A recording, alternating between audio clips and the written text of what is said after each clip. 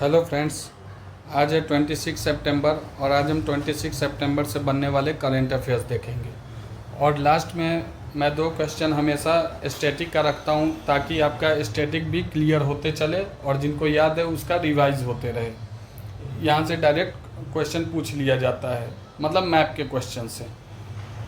तो शुरू करते हैं आज का वीडियो। अगर वीडियो इन्फॉर्मेटिव लगे तो लाइक करें और सब्सक्राइब करें और दोस्तों के बीच साझा करें। पहला क्वेश्चन है, who has been elected as president of the National Rifle Association of India. तो आप स्क्रीन पर देख रहे हैं, ये कालीकेश नारायण सिंह को चुन लिया गया है। अभी जो न्यू प्रेसिडेंट बनाए गए नेशनल राइफल एसोसिएशन के कौन हो जाएंगे? कालीकेश नारायण सिंह।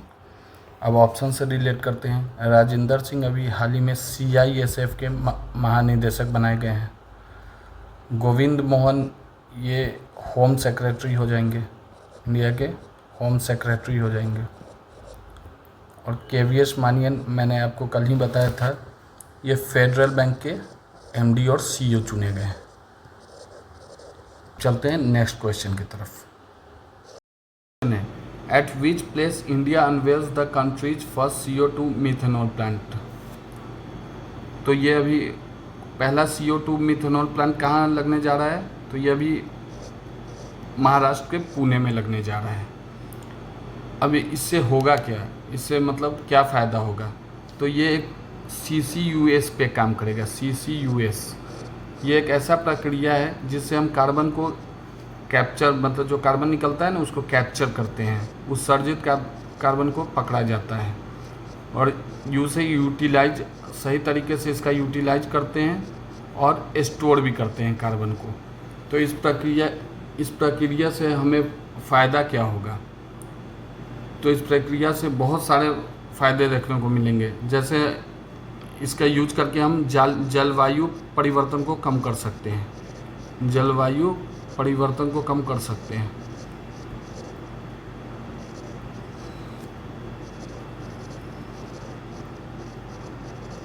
इससे कृषि में भी फायदा होगा और औद्योगिक इस्तेमाल में भी मदद मिलेगा। और सबसे ज़्यादा जो इम्पोर्टेंट है, इसको हम लोग कार्बन डाइऑक्साइड को एक सर्कुलर इकोनॉमी में इस्तेमाल करेंगे। नेक्स्ट क्वेश्चन है, what is the name of the initiative recently launched by the lieutenant governor to combat air pollution in Delhi? तो इसका आंसर हो जाएगा डस्ट फ्री दिल्ली ड्राइव। आप देख रहे हैं इसका option, dust free Delhi drive इसका आंसर हो जाएगा। अब ये है क्या? तो ये दिल्ली में जो बढ़ता वायु प्रदूषण है इसको कम करने के लिए ये पहल लाया गया है।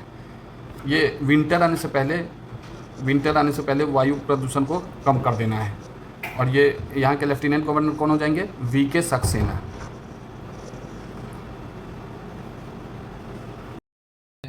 India signed an agreement with which country for the setup of national security semiconductor fabrication plant in India. तो अभी हाल ही में इंडिया ने USA के साथ सेमीकंडक्टर फैब्रिकेशन प्लांट के लिए समझौता किया है और ये भारत का पहला सेमीकंडक्टर फैब्रिकेशन प्लांट होगा। अभी ऐसा पहली बार हुआ है जब ये USA मिलिट्री ने चिप बनाने के लिए सेमीकंडक्टर फैब्रिकेशन प्लांट खोलने का समझौता किया है। इससे क्या फ़ायदा होगा? इससे जो हम लोग हैं मिलिट्री ऑपरेशंस के लिए चिप्स प्रोवाइड कर पाएंगे और टेलीकम्युनिकेशंस में भी ये मदद करेगा, टेलीकम्युनिकेशंस में भी मदद करेगा। अभी आपको पता है कि क्वाड समिट के लिए हमारे प्रधानमंत्री नरेंद्र मोदी USA गए हुए थे और वहीं पे ये एग्रीमेंट हुआ है। अब नेक्स्ट क्वेश्चन है, recently Riya Singha has won Miss India Universe pageant title, from which state she belongs? तो ये अभी हाल ही में गुजरात की रिया सिंघा, इन्हें मिस इंडिया यूनिवर्स चुन लिया गया है। और अभी जो 2024 का मिस यूनिवर्स होगा, मिस यूनिवर्स, इसमें ये इंडिया को रिप्रेजेंट करेंगी। और अभी 2023 की मिस यूनिवर्स कौन है, ये भी आपसे पूछ सकता है। तो ये हो जाएंगी सेनिस प्लासियोस, ये निकारागुआ की हैं। अब देखते हैं नेक्स्ट क्वेश्चन है, which country has proposed a new climate fund to be financed through voluntary contributions from fossil fuel producing countries. तो ये हाल ही में अभी अजरबैजान का पहल है, जो अभी COP29 जो होना है ना, इसको होस्ट करने वाला है अजरबैजान।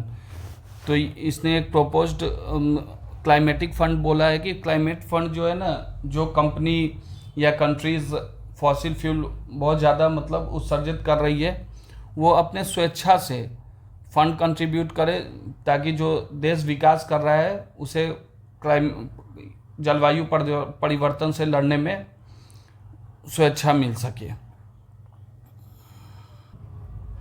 नेक्स्ट क्वेश्चन है, अकॉर्डिंग टू रिसेंट रिपोर्ट, हालिया में एक जारिया रिपोर्ट के अनुसार which states has recorded the highest number of atrocities cases on the list.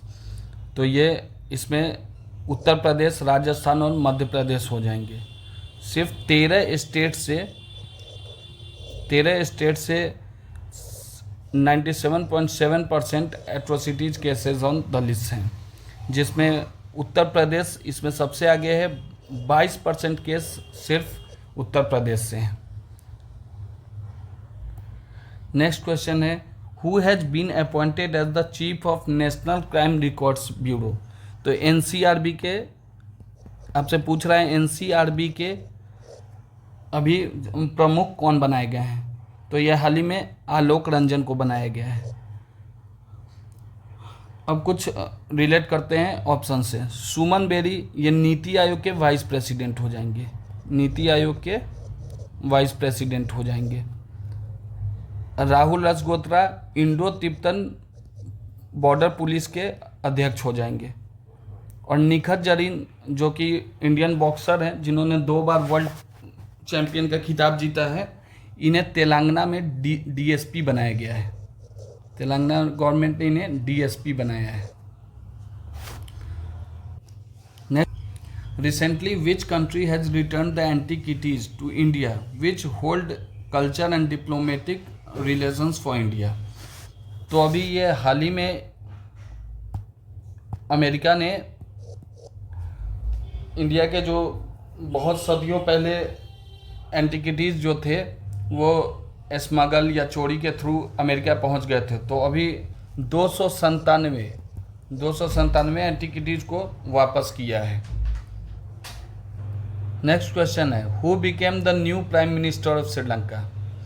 तो श्रीलंका की न्यू प्राइम मिनिस्टर कौन बनी है, ये बन गई है हारिनी अमरासूरिया। अभी आपने हाल ही में देखा है कि नेशनल पीपल्स पावर जीता है और वहाँ के प्रेसिडेंट जो हैं दिशा नायके बने हैं। तो इन्होंने PM हारिनी अमरासूरिया को सेलेक्ट किया है। अब ये जो है श्रीलंका की 3rd वोमेन प्रेसिडेंट हो जाएंगी। ये भी क्वेश्चन पूछ सकता है, ये श्रीलंका की 3rd वोमेन प्रेसिडेंट हो जाएंगी।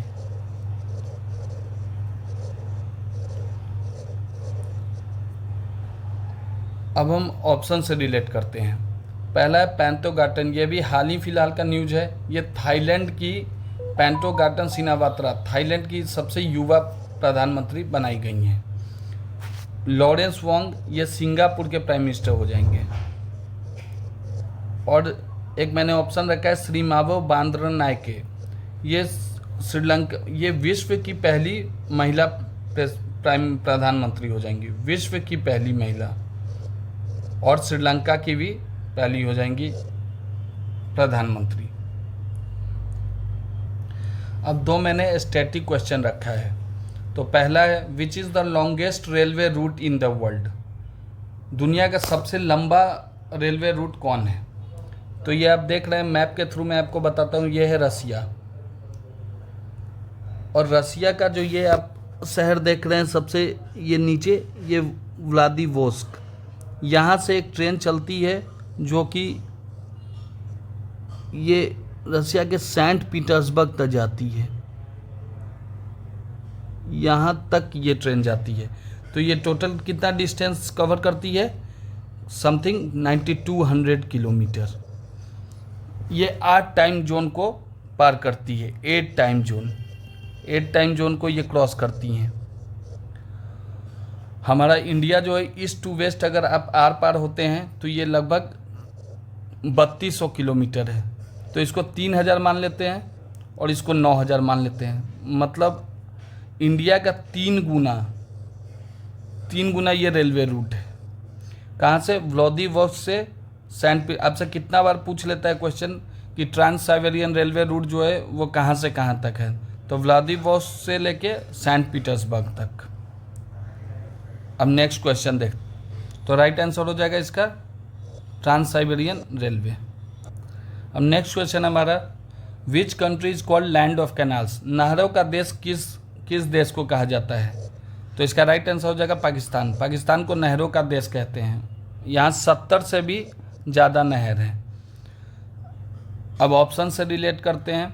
बांग्लादेश, इसे लैंड ऑफ रिवर्स बोलते हैं, लैंड ऑफ रिवर्स। नदियों का देश किसे बोलते हैं? बांग्लादेश को। यहाँ 700 से भी अधिक नदी हैं। फिनलैंड को झीलों का देश बोलते हैं, लैंड ऑफ लेक्स।